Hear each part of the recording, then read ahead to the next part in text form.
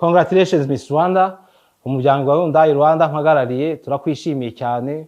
Iyi modoka ya Hyundai Venue 2022 uyu mwaka niyo twaguteganyije nk'igihembo, turagutumira kugera aho dukorera i Gikondo ukayifata muri minsi iri imbere. Urakoze cyane.